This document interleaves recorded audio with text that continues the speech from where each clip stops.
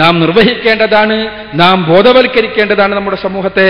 അതല്ലെങ്കിൽ നാം ബോധവൽക്കരിച്ചിട്ടില്ലെങ്കിൽ, നാം ആ ദൗത്യം നിർവഹിച്ചിട്ടില്ലെങ്കിൽ ഈ സമൂഹം മൊത്തത്തിൽ ആത്മഹത്യയുടെ നെരിപ്പോടിലേക്ക് നടന്നടുക്കുന്നവരായി തീരുകയും ആദർശ പ്രബോധന രംഗത്ത് ഉപയോഗിക്കപ്പെടേണ്ട ഊർജം മുഴുവനും തെറ്റുകളിലേക്ക് പോകുന്ന, ഇസ്ലാം വീണ്ടും വീണ്ടും തെറ്റിദ്ധരിക്കപ്പെടുന്നതിന് നമ്മുടെ ഊർജം ഉപയോഗിക്കപ്പെടുന്ന അവസ്ഥാവിശേഷമാണ് ഉണ്ടാവുക. നാം ശത്രുവിന്റെ ഇരകളായി മാറി അവന്റെ ഉദ്ദേശത്തിനനുസരിച്ച് പ്രവർത്തിക്കുന്നവരായി തീരുന്ന അവസ്ഥാവിശേഷമാണ് ഉണ്ടാവുക. സർവശക്തനായ തമ്പുരാൻ നമ്മെ കാത്തുരക്ഷിക്കുമാറാകട്ടെ. സർവേശ്വരനായ തമ്പുരാൻ നമുക്ക് ഇസ്ലാമികമായ ആദർശങ്ങൾ ഉൾക്കൊള്ളുകയും ഇസ്ലാമിനെ ജനങ്ങളുടെ മുന്നിൽ സമർപ്പിക്കുകയും ചെയ്ത് ഉത്തമ സമുദായമെന്ന ഖ്യാതിക്ക്, അള്ളാഹുവിന്റെ ഖ്യാതിക്ക് ഈ ദുനിയാവിലും മരണാനന്തര ജീവിതത്തിലും നിമിത്തമാകുന്ന ആളുകളിൽ നമ്മളെ ഉൾപ്പെടുത്തുമാറാകട്ടെ എന്ന് പ്രാർത്ഥിച്ചുകൊണ്ട് ഈ വിഷയം നിങ്ങളുടെ കൂടുതൽ പഠനത്തിന് വേണ്ടി നിങ്ങളുടെ മുന്നിൽ സമർപ്പിച്ചുകൊണ്ട് ഞാൻ അവസാനിപ്പിക്കുന്നു. വാഖിറു ദഅ്വാനാ അൽഹംദുലില്ലാഹി റബ്ബിൽ ആലമീൻ. അസ്സലാമു അലൈക്കും. ഈ ടെററിസത്തിന്റെ കെണി ഇസ്ലാമിക സമൂഹം മനസ്സിലാക്കാൻ എന്തുകൊണ്ട് വൈകിപ്പോയി? ടെററിസത്തിന്റെ കെണി ഇസ്ലാമിക സമൂഹം മനസ്സിലാക്കുന്നതിന് എന്തുകൊണ്ട് വൈകിപ്പോയി എന്നല്ലേ? ഇപ്പൊ തന്നെ മനസ്സിലാക്കിയിട്ടില്ല. ഇപ്പൊ തന്നെ വൈകിയിട്ടെങ്കിലും മനസ്സിലാക്കിയാൽ മതിയായിരുന്നു നമ്മുടെ പ്രാർത്ഥന. ഇസ്ലാമിക സമൂഹം ഞാൻ നേരത്തെ പറഞ്ഞ പോലെ ഇസ്ലാം സമാധാനമാണ്, ശാന്തിയാണ് എന്നെല്ലാം പോളിച്ചിട്ടുകൊണ്ട് സംസാരിക്കുകയും അകത്ത് ഇതെല്ലാം കുറച്ചെല്ലാം ആവശ്യമാണ് എന്നുള്ള വിചാരിച്ചിട്ട് തന്നെയാണ് പൊതുവെ മുസ്ലിം സമൂഹം നിലനിൽക്കുന്നത്. ഞാൻ പറയുന്നത് ഏതൊരു കെണിയിലാണോ നമ്മെ പെടുത്തുവാൻ വളരെ സമർത്ഥമായി ഇസ്ലാം വിരുദ്ധരാഗ്രഹിക്കുന്നത്, ആ കെണിയിൽ വളരെ സുന്ദരമായി നാം പോയി കടന്നു കൊടുക്കുന്ന കാഴ്ചയാണ് പലപ്പോഴും കാണുന്നത്. അപ്പോൾ യഥാർത്ഥത്തിൽ നമ്മൾ ഈ വൈകുന്നത് പരിശുദ്ധ ഖുർആനിൽ നിന്നും തിരുസുന്നത്തിൽ നിന്നും മതം പഠിക്കാത്തത് കൊണ്ടാണ്. യഥാർത്ഥ മതാണ് പരിശുദ്ധ ഖുർആനിൽ നിന്നും തിരുസുന്നത്തിൽ നിന്നും മതം പഠിക്കുകയും അത് ഏതൊരു സമൂഹത്തിന്റെ മുന്നിൽ സമർപ്പിക്കപ്പെട്ടോ ആ സമൂഹത്തെ അത് മനസ്സിലാക്കുവാൻ ഏൽപ്പിക്കുകയും ചെയ്താൽ ഈ ഒരു കെണിയിലും നമ്മൾ പെടൂല. ബാക്കി എല്ലാ കെണിയും ഉണ്ടാകുന്നത് എങ്ങനെയാണ്? ഖുർആനെയും സുന്നത്തിനെയും സന്ദർഭത്തിൽ നിന്ന് അടർത്തിയെടുത്ത് വ്യാഖ്യാനിക്കുകയും അത് സ്വന്തം താല്പര്യങ്ങൾക്കനുസരിച്ച് ജനങ്ങളുടെ മുന്നിൽ അവതരിപ്പിക്കപ്പെടുകയും ചെയ്യുമ്പോഴാണ്. അതാണ് യഥാർത്ഥം. അത് ആദിമ കാലഘട്ടം മുതൽക്ക് തന്നെ വ്യതിയാനങ്ങൾ ഉണ്ടാകുന്നതിന്, ഇസ്ലാമിക ലോകത്ത് കുഴപ്പങ്ങളുടെ മുഴുവനും ഉദ്ഘാടനം നിർവഹിക്കപ്പെടുന്നതിനെല്ലാം ഉണ്ടായ കാരണം എന്താ? ഈ ഖുർആനിനെ, പ്രവാചകചര്യയെ സന്ദർഭങ്ങളിൽ നിന്ന് അടർത്തിയെടുത്ത് സ്വന്തം താല്പര്യത്തിനനുസരിച്ച് സാമൂഹ്യ സാഹചര്യത്തിനനുസരിച്ചെല്ലാം വ്യാഖ്യാനിച്ചതാണ്.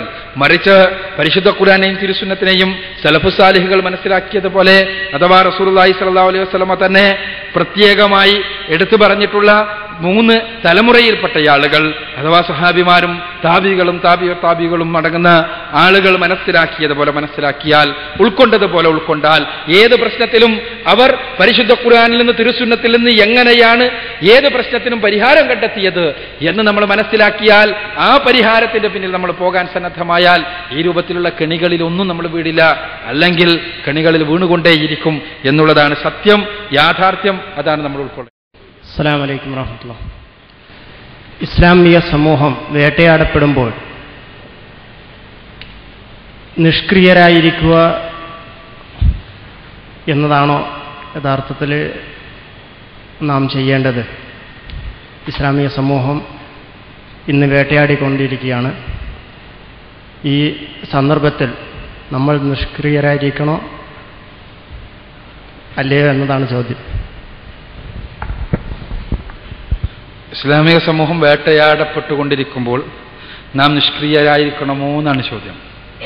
ഒരു സമയത്ത് ഇനി വേട്ടയാടപ്പെടുന്നില്ലെങ്കിൽ പോലും നിഷ്ക്രിയരായിരിക്കാൻ പാടില്ലാത്ത ആളുകളാണ് നമ്മൾ. മുസ്ലിങ്ങളെ സംബന്ധിച്ചിടത്തോളം ഒരിക്കലും നിഷ്ക്രിയരാകാൻ നമുക്ക് കഴിയില്ല. എന്തുകൊണ്ടാണത്? നമ്മളൊരു ദൗത്യം പടച്ചവൻ ഏൽപ്പിച്ചിട്ടുണ്ട്. ആ ദൗത്യ നിർവഹണത്തിന്റെ രംഗത്ത് മുന്നോട്ട് പോകേണ്ടവരാണ് നാം. വേട്ടയാടപ്പെട്ടുകൊണ്ടിരിക്കുമ്പോഴും ആ വേട്ട ആടുന്നതിന് നേരെ നമ്മളിങ്ങനെ കഴുത്ത് നീട്ടിക്കൊടുക്കണം എന്നല്ല ഈ പറഞ്ഞതിന്റെ അർത്ഥം.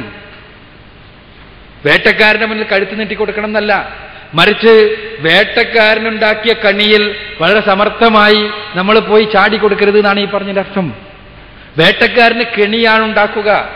വേട്ടക്കാരനൊരിക്കലും ആദ്യം തന്നെ സാധാരണഗതിയിൽ വേട്ടക്കാരൻ സമർത്ഥരായ മൃഗങ്ങളെ പെടുത്താൻ വേണ്ടി എന്താ ഉണ്ടാക്കുക?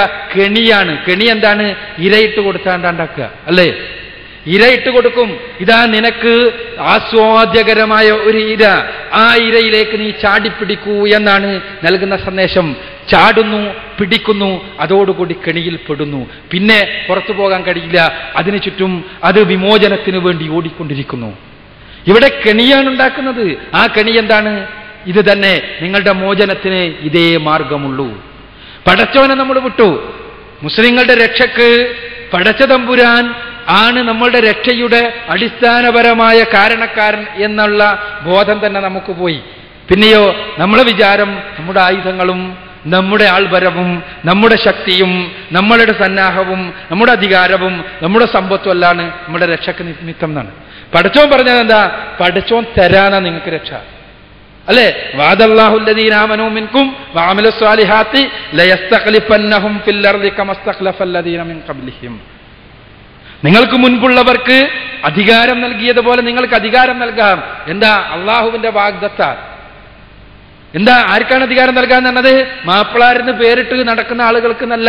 നിങ്ങൾ വിശ്വസിക്കുമോ, നിങ്ങൾ സൽക്കർമ്മം അനുഷ്ഠിക്കുമോ എങ്കിൽ നിങ്ങൾക്ക് നൽകാം, നിങ്ങൾക്ക് സമാധാനം നൽകാം, നിങ്ങൾക്ക് ശാന്തി നൽകാം, നിങ്ങൾക്ക് ഭയപ്പാടിന്റെ ദിവസങ്ങൾക്ക് പകരം ശാന്തി നൽകാം, പ്രയാസരഹിതമായ ദിവസങ്ങൾക്ക് നൽകാം, നിങ്ങൾക്ക് സ്വാധീനം നൽകാം. ഇതെല്ലാം പടച്ചോന്റെ വാഗ്ദാന. പടച്ചോൻ വാഗ്ദാനം ചെയ്താൽ നമുക്ക് അതിലൊന്നും വലിയ വിശ്വാസമില്ല. നമുക്ക് വിശ്വാസം AK-47 നമുക്ക് വിശ്വാസം ആത്മഹത്യാ ബോംബുകളിലാണ്. അവിടെയാണ് പ്രശ്നം, അവിടെ തന്നെയാണ് പ്രശ്നം. എന്തുകൊണ്ടെന്നാൽ പടച്ച തമ്പുരാനിൽ തവക്കുലാക്കണമെന്ന, പടച്ച തമ്പുരാനിൽ പൂർണ്ണമായി സമർപ്പിക്കണമെന്ന ആദർശം ലോകത്തോട് പഠിപ്പിക്കേണ്ട നമുക്ക് പടച്ച തമ്പുരാനിൽ വിശ്വാസം നഷ്ടപ്പെടുന്നു എന്നുള്ളതാണ് പ്രശ്നം. അത് അവിടെ വെച്ചുകൊണ്ടാണ് ഇവിടെ യഥാർത്ഥത്തിലുള്ള പരിഹാരം ആരംഭിക്കേണ്ടത്. അവിടെ നാം നമ്മുടെ ദൗത്യം നിർവഹിച്ചുവോ? വീണ്ടും നമ്മൾ ചോദിക്കേണ്ടത് അതാണ്. ലോകത്തിന്റെ മുന്നിൽ ഈ ആദർശം ഇതാണ് സത്യമെന്ന് പച്ചയായി ഉറക്കെ പറയാൻ, ഈ ആദർശത്തിലേക്ക് ലോകത്തെ ക്ഷണിക്കാൻ, ലോകത്തിന്റെ മുന്നിൽ ഈ ആദർശത്തിന്റെ പ്രബോധകരായി നിലകൊള്ളുവാൻ, ആ ആദർശമനുസരിച്ച് ജീവിക്കുന്നവരായി, ആദർശത്തിലേക്ക് ജനങ്ങളെ ക്ഷണിക്കുന്നവരായി നിലകൊള്ളാൻ നമുക്ക് കഴിഞ്ഞുവോ? അതാണ് നമുക്ക് കഴിയേണ്ടത്. അതാണ് പരിഹാരം. അപ്പോഴാണ് അള്ളാഹുവിന്റെ സഹായം ഉണ്ടാവുക. ആ സഹായം ഉണ്ടായാൽ എന്ത് ആയുധം ഉണ്ടായിട്ട് പിന്നെന്താ കാര്യം? ആ സഹായമുണ്ടായാൽ പിന്നെ എത്ര സമ്പത്തുള്ളവരായിട്ട് പിന്നെന്ത് കാര്യം?